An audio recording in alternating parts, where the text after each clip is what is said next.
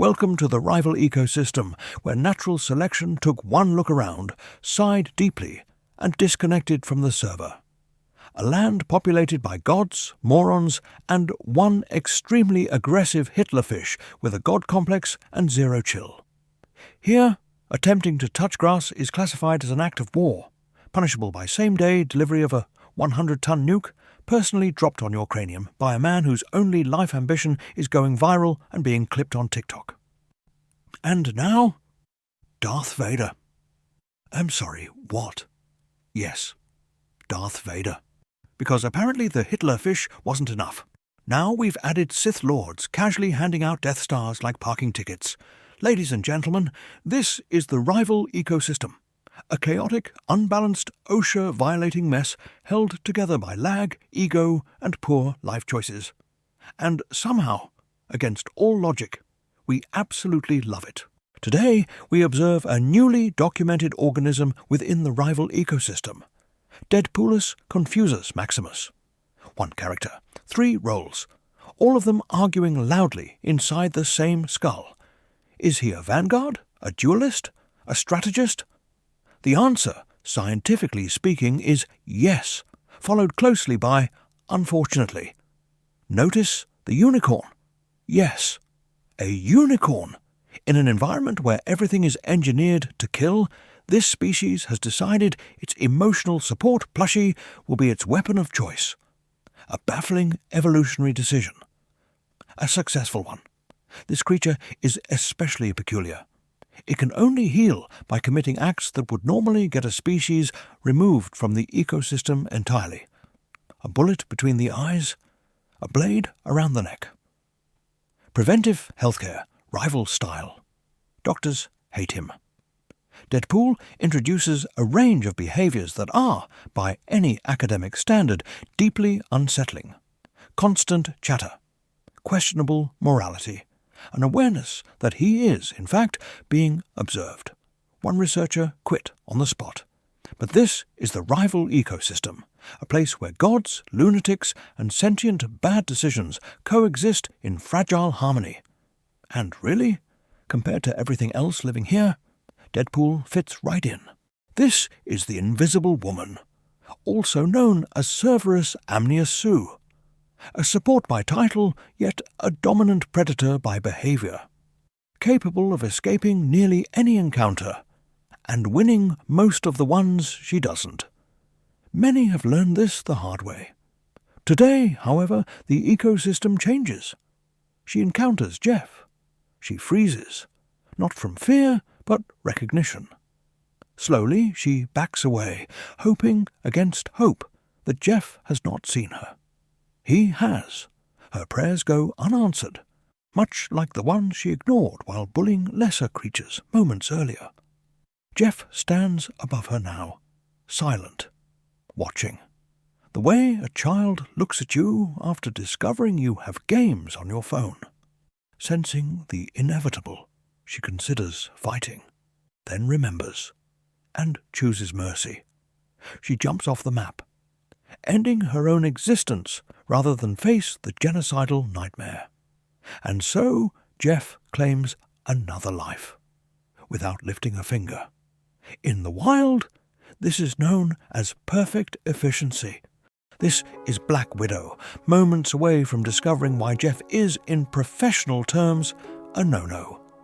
And here we observe Jeff, known to scholars as Jeffis Dominos Ultimatus, a mighty name for a mighty predator, piloted as always by a single brain cell carrying 2 sacred instructions. Protect team, erase enemies. A simple doctrine, an effective one. This hunting strategy has made Jeff one of the most feared and universally resented creatures in the wild. We observe our specimen now, drifting aimlessly through the environment. A bubble here, a splash there, some aggressive land swimming. Classic Jeff behavior. Unfortunately, Jeff becomes separated from his group and wanders dangerously close to enemy territory. A fatal mistake for most creatures. Enter Angela, a bird of prey, sharp-eyed, highly motivated. She spots Jeff immediately and locks on with the enthusiasm of someone who's been waiting all day for this exact moment. What follows can only be described as an invasive medical procedure involving a 3-foot steel rod and zero consent. Jeff reels. Pain floods the system. A grim realization sets in. Another hit like that, and glue will no longer suffice. He flees. Angela gives chase, clearly offended that her treatment plan has been interrupted. Her calls fall on deaf ears. Jeff escapes. Narrowly. But nature is rarely done. He stumbles directly into the sights of Black Widow, who until now has been missing her shots with impressive consistency. Frustration peaks. Logic leaves. She activates her ultimate. Jeff's life ends in a flash. Or so it seems, because Jeffs are not known for forgiveness. They are known for revenge. Thus begins Jeff's villain arc, which admittedly looks suspiciously like his normal behavior. We now observe Black Widow engaged in combat with Venom. She appears to be winning. Confidence rises. Hope flickers. Then she hears it, the call of Jeff. Every little bit helps. She runs, legs pumping, heart racing, every step screaming, "Please no, not like this, it is too late." She ends up precisely where she did not want to be. Mantis, an innocent bystander, is caught in the chaos. Wrong place, wrong time. And now, the final participant, the Pilgrim. Helpless, unable to resist, accepting fate with quiet despair. Jeff strikes. Both are launched across the map, tumbling helplessly toward oblivion. Most predators would stop here. Jeff does not. Unsatisfied, he leaps after them, determined to finish the hunt in the afterlife. Nature, after all, is cruel. But Jeff is thorough. In the vast, chaotic savanna of the Marvel rivals exist many strange and marvelous creatures. From walking trees to rats with huge guns, definitely not compensating for anything, to genocidal nightmares disguised as cute and harmless. But today, we encounter one of the rarest and most fascinating creatures in the ecosystem, the payload princess. Observe her closely. She does not chase kills. She does not leap into danger. No. She moves with the calm grace of someone who understands her true purpose. She approaches the payload, gently, reverently, and then sits upon it with the confidence of a monarch reclaiming ancestral land. Around her, allies scream, struggle, and fight desperately for survival. Yet, the payload princess remains entirely unbothered, calm, steady, and committed to one secret duty. This payload must move. Whether I move with it or die with it, that is life.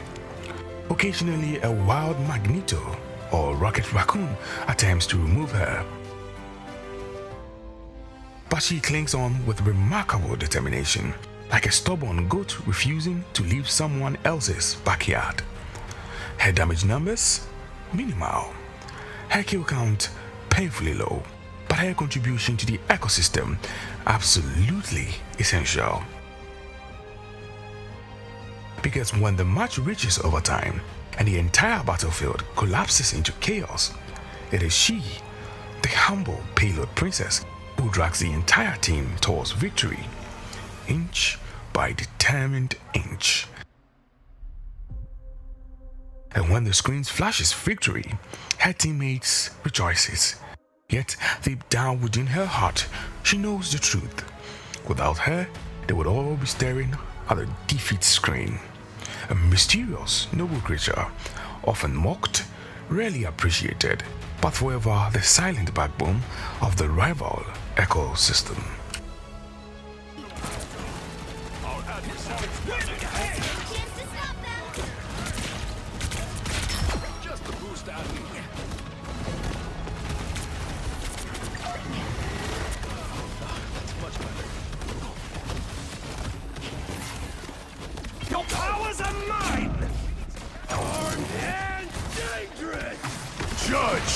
Fury!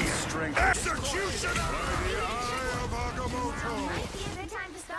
I'm sure we all recognize this creature, but for those requiring additional educational guidance, this is Jeff.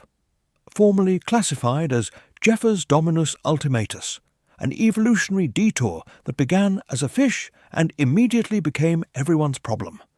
Among less sympathetic researchers, he is also known as the Hitler fish, or more fondly, Satan's favourite student. Not due to malice, but an alarming enthusiasm for escalation. The reason for this reputation is simple. Jeff does not communicate through sound or gesture. He communicates through sudden relocation, usually downward. Observe the daredevil, an apex predator. Fast, agile and violent, all traits rendered irrelevant by a fish that abandoned the ocean, grew legs and chose chaos as a career path. The Jeff species shows no natural aversion to friendly fire. This is sometimes accidental, often negligent, and occasionally intentional. Here we see Jeff ensnaring Angela and Rogue. Yes, Rogue is on Jeff's team. Jeff is aware and proceeds anyway. He sprints toward the cliff, a terrain Jeff categorizes as problem-solving infrastructure. Moments before impact, Jeff ejects both victims. Rogue plummets to her death. Angela, being a bird of prey, simply flies away. Jeff pauses, reflects, and, overwhelmed by something resembling guilt or lag, leaps off the cliff to join his teammate in the afterlife. So no, Jeffs aren't all crazy. They are very crazy, and somehow nature keeps producing them. In the ever-chaotic lands of Marvel rivals resides a creature so feared for its presence it has almost become a myth. The 006. A player so dangerous, so unpredictable, that he manages to enter a full match and contributes absolutely nothing to society. 0 kills, 0 assists, and 6 deaths. The spark of the rival ecosystem, its usefulness unclear, its contribution limited only to boosting enemy morale. Spotting his chance to delete the enemy backline using darkness as cover, he dives in, prepared to deal swift, surgical destruction. Unfortunately, the only thing he delivers is a note stuck to his own back that reads, "Kick me." He flows around like wet noodles for several seconds. Realizing he cannot defeat anyone, he settles for attacking Rocket speaking. Spider-Man, offended by this disrespect, ends it instantly, turning our subject into a kill displayed on the kill feed proudly. Undeterred, he charges in again, same confidence, same plan. Both of his brain cells fighting desperately for third place. He dives, gets a few hits in, panics, pops his ultimate and misses every single part of it. With no escape and no dignity left, he accepts his death like student loans, silently and with long life regrets, before being crushed by reality and the enemy team. We see our subjects attempting a flank. Perhaps this time success will be his. But sadly, his reaction time is 6 zip codes behind his body, and his footsteps as loud as sneaking snacks at midnight. Phoenix hears him instantly. Accompanied by Strange, they escort him to the obituary section titled "Gone Too Soon." He picks a fight with Doctor Strange. Realizing immediately that he has bitten more than he can chew, he bravely decides to attack Rocket instead. But Rocket always rolls with his squad. The moment our subjects commence, they turn on him with the coordination of a synchronized swimming team. He flees and hides on the smallest hill in the most visible spots imaginable. He stands perfectly still, believing invisibility comes from not moving. It does not. He once again joins his ancestors. This time he is backed by his team. Damage boost, speed boost, all advantages activated. And still the same gameplay. One must wonder, is it lag? Or have his brain cells gone on extended vacation? He dies before contributing anything meaningful, a scientific achievement truly. one that will transcend time and space. He switches to the thing. Perhaps agility wasn't his strength. Perhaps being a larger target would make him die easier. He chases Phoenix all the way to spawn, only to have his backside roasted medium rare. This behavior is known in academic circles as feeding. And thus the 006 leaves the battlefield once more, not as a warrior, not as a hero, but as a cautionary tale, a living reminder that sometimes the greatest threat to a team is a teammate who thinks they are helping. For in the grand story of Marvel Rivals, he is not the hunter, he is not even the prey, he is simply the lesson. And we, at one point, has been 006 before. Let me know in the comment section if this has happened to you. And thank you for watching. As always, I am the narrator. Why are Jeff mains always the evil ones? The answer lies deep within the ecosystem, somewhere between poor impulse control and an ultimate ability that should legally require supervision. Here we observe Rocket Raccoon, Procyon ballisticus supportivus. A diligent support, a glowing orb here, a respawn beacon there. Small in stature, he compensates with a firearm roughly the length of his body and a vocabulary that has already deafened one of our audio technicians. But peace in nature is temporary. Enter Jeff, Jeffis Dominus Ultimatus, a predator with one objective: species eradication. Feared, hated, frequently reported. Jeff mains are capable of complex strategy while simultaneously forgetting where they are standing and physically unable to resist the red button. The hunt begins. Jeff hears a Magneto ultimate and panics. As all supports know, Magneto's ulti is overwhelmingly support-flavored. Jeff activates his own, dodges the incoming gravitational crime, and instead snares Rocket, who flees with admirable optimism. It is futile. Rocket is now inside Jeff. This is important. Rather than survive, Jeff performs his signature maneuver. He sprints toward the nearest cliff and launches himself into the abyss, killing both predator and prey. This behavior serves no purpose beyond spite. Fate intervenes. Unable to endure the scratching inside his mouth, Jeff ejects Rocket at the last moment. Rocket flies to safety. Jeff alone falls. A stunning tactical failure, truly artisanal. Undeterred, Jeff returns once more, determined to reclaim his dignity. Rocket, now confident, begins to taunt him, scurrying through corridors, dodging around corners, mocking relentlessly. A bold move. A deeply stupid one. Jeff attempts a solo ultimate, but Rocket escapes again, protected by walls and basic survival instincts. At this point, Jeff abandons combat entirely and adopts deception. Feigning friendship, Jeff lures Rocket closer. Rocket, against all reason and several warning signs, accepts. Ultron appears suddenly, like a mechanical demon summoned by bad intentions. Together, they erase Rocket Raccoon from the ecosystem entirely. Silence returns. Balance is restored. The Jeff main exhales. A job well done.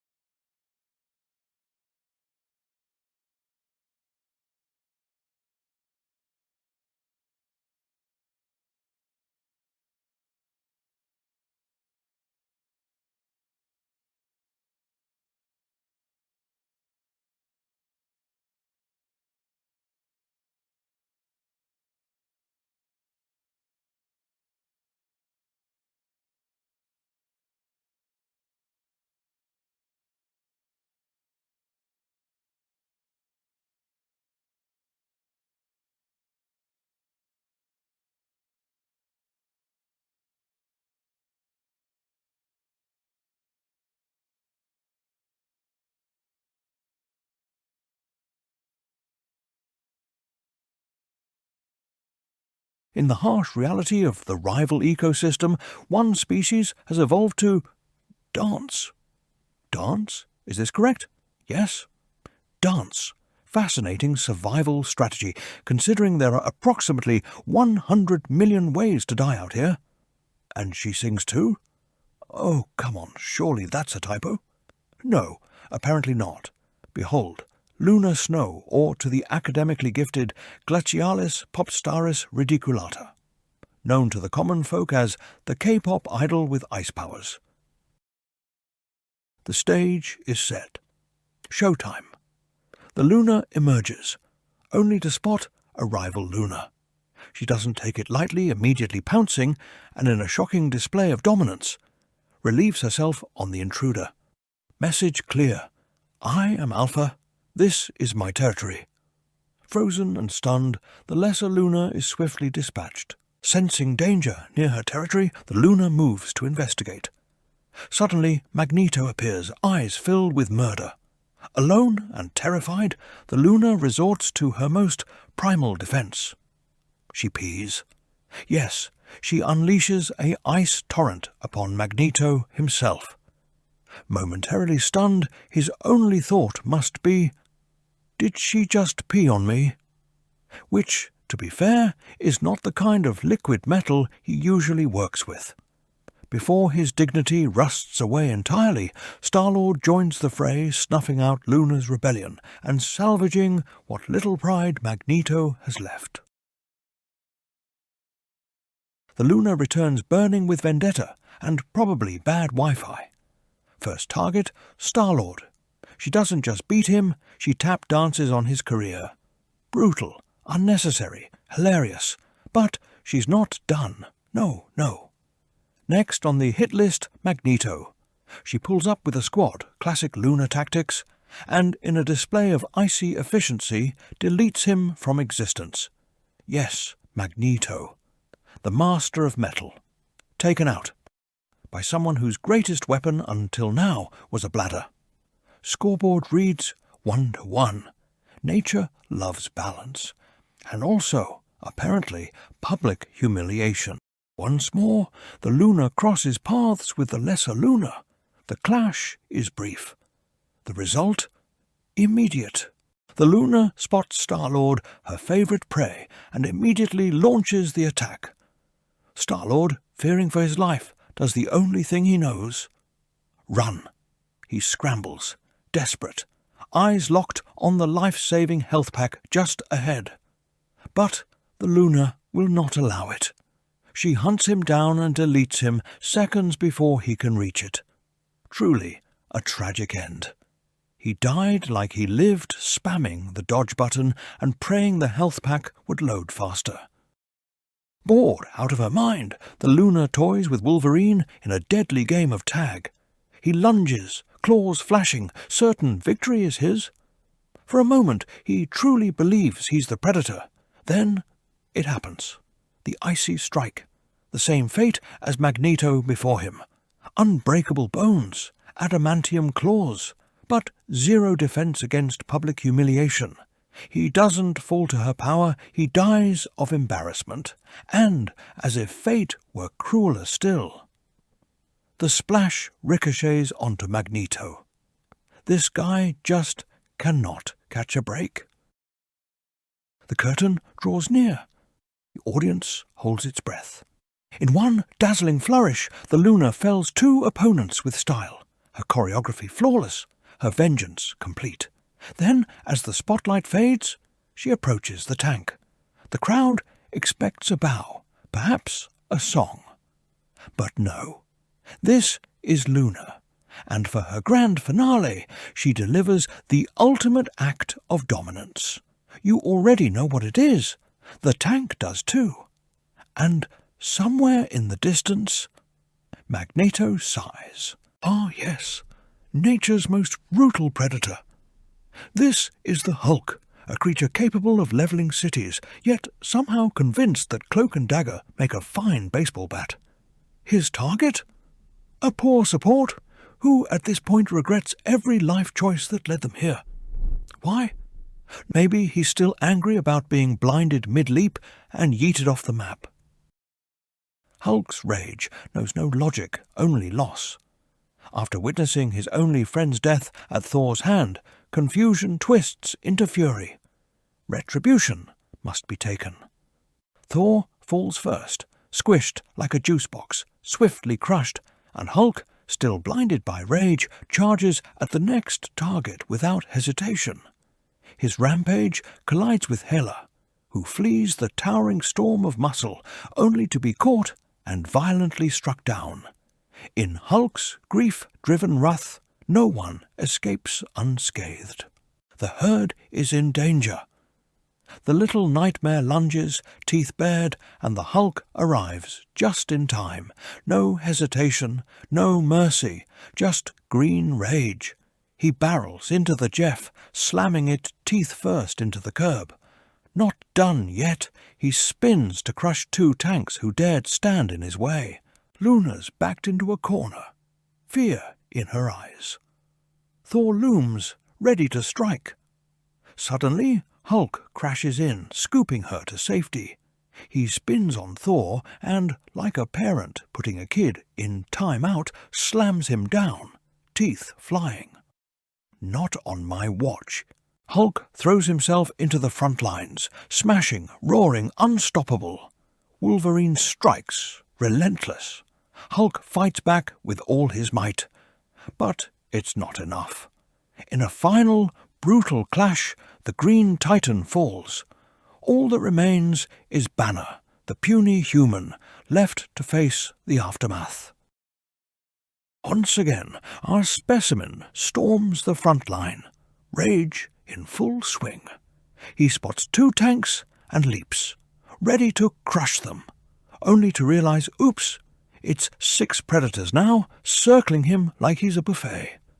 Luna sees her tanks in danger and charges in, yelling something heroic. Her dramatic entrance gives him the absurd boost he needs.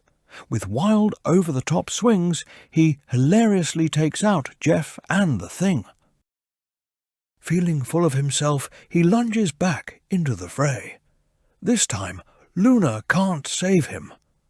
Wolverine, craving his daily vanguard, makes his move. What transpires is hidden behind the chaos. The aftermath. Hulk lying dead on the ground.